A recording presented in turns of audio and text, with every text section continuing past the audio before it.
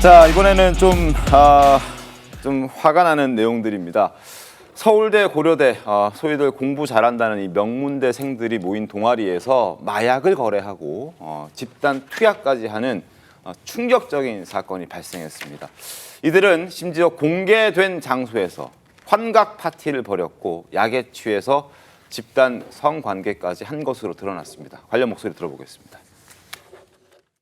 서울 수도권의 주요 13개 대학의 대학생 총 14명이 마약을 매매하고 투약한 사건을 적발하였습니다. 피의자들은 우리 주변에서 볼 수 있는 평범한 학생들입니다. 로스쿨 진학을 준비하거나 장학생으로 선발되는 등 마약과는 거리가 멀어 보이는 학생들이 대부분이었습니다.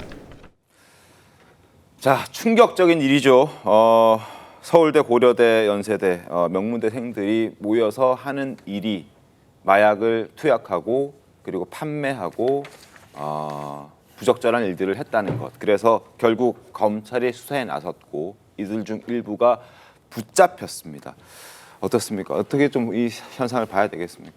예전에 비해서 확실히 마약을 접하는 그 연령대가 좀 낮아졌다라는 생각이 들거든요. 그리고 이제 무엇보다 이게 더 충격적이었던 거는 우리가 소위 말하는 명문대생들이 이제 이런 일에 가담을 했다라는 게 조금 더 충격을 주는 것 같고요.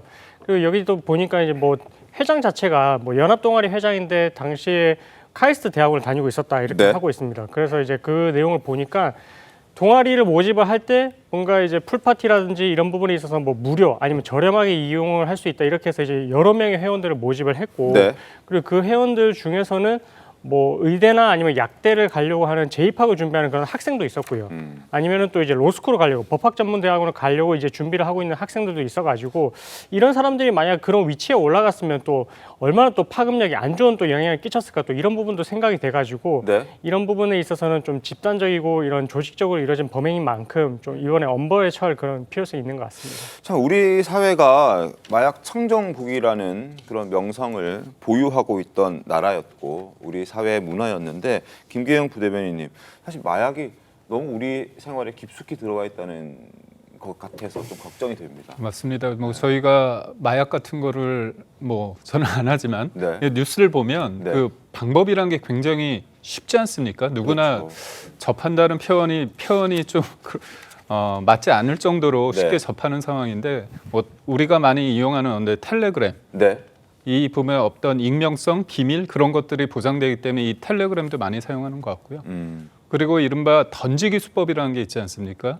그렇죠. 그러니까 특정 지역에 놔두고 맞습니다. 그냥 그래서 어떤 사람을 잡더라도 그거에 대해서 누가 했는지 모르는 상황에서 뭔가 끊어지는 분절화되는 상황이 됐기 때문에 이 범죄를 찾기가 쉽지 않다는 부분이 없지 않아 있는 것 같고요. 그렇다고 함정 수사를 할 수도 없는 상황이기 때문에 그러니까 결국은 그런 것 같습니다. 그러니까 지금 사회가 좀 외롭고 고립되는 면이 없지 않아 있고 경쟁 속에서 뭔가 의지하고 싶고 그러다 보면 이제 술과 담배 그런 거보다도 좀 더 중독성이 강한 거에 기우는 면이 없지 않아 있지 않습니까? 그리고 저는 이 부분이 그런 것 같습니다. 요번에 모인 사람들이 이른바 남들이 볼 때는 소위 말해서 멀쩡하고 저 사람처럼 되고 싶은 그런 어떤 이미지가 있지 않습니까? 그 안에서 사람들과 만나다 보니까 이런 사람이 이런 것들을 권유하고 같이 하다 보니까 이런 것들의 어떤 저항감 그런 것들이 좀 무너지게 되고 이 정도는 괜찮다 합리화하는 과정 속에서 이게 조금 지속적으로 규모도 좀 커진 게 아닌가 싶습니다. 명문대생들이 모인 이 마약 동아리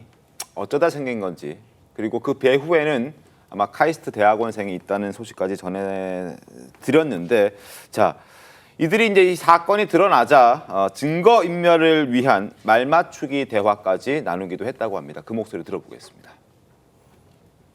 그 사람들이랑은 그냥 몇 번 한 번이야. 다행히 나도 그 정도면 괜찮지 않을까? 아니야 괜찮지가 않아. 한 번에 했다는 거 됐다는 거잖아. 일단 그리고 약간 요즘에 다 기술에 하는 추세를 마약사범 하도 많아가지고 중독 막 강의 잘 듣고 치료 열심히 받고 하면 다 기술에 빠진다고. 자, 마약 연합회 참석자들의 목소리였습니다. 참 내용을 들어도 심각하죠. 뭐 괜찮다고 생각하는 것 플러스 그리고 초범의 경우에 마약 사범들이 워낙 많아서 다 기소유예가 되는 추세다. 그러니까 한두 번 해서는 죄를 묻지도 않을 것이다라는 생각들이 깔려 있는 것 같습니다.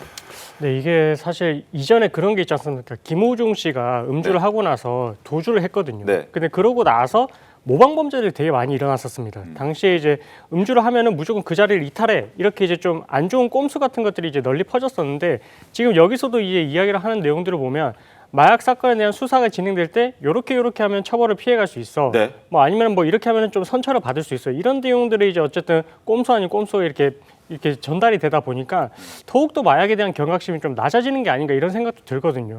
그리고 여기서 지금 이 사건에 있어서도 보면은 조사를 받으러 갈 때 뭐 모발에 대해서 탈 염색을 하고 간 사람들이 되게 많았었어요. 네. 근데 이 부분들이 이제 어쨌든 가면은 이제 모발 검사를 한다는 것을 충분히 예상을 하고 있었고 그 과정에서 이제 탈색이나 염색을 몇 번 반복을 하게 되면 나중에 모발 검사를 국가수에서 한다 하더라도 성분이 안 나온다는 걸 어느 정도 이제 알고 갔던 상태이거든요. 그래서 그런 부분들을 봤을 때는 정말로 이 사람들이 이제 정말 이 처벌을 피하기 위해서 그동안에 이런 안 좋은 팁들을 같이 공유를 했던 것 같고 더불어서 이제 휴대전화도 이제 포렌식을 하게 된다는 걸 알고 있어가지고 네. 용량을 꽉 채웠다가 지웠다를 반복하는 그런 또 증거인멸에 해당하는 행동까지 했었던 걸 보면 이런 사람들을 과연 잡을 수 있는 수사기관이 노력을 한다고 해서 이제는 잡을 수 있는 방법 자체가 또 사라지는 게 아닌가 또 이런 부분도 또 좀 우려스러운 부분도 있어가지고 애초에 이렇게 이제 마약이 좀 퍼지는 부분에 있어서는 수사기관이 좀 강도 높은 수사를 통해서 네. 이런 이제 꼼수가 이제 뭔가 퍼지기도 전에 좀 잡아서 이렇게 엄벌하는 그런 좀 자세가 필요할 것 같습니다. 강력한 어떤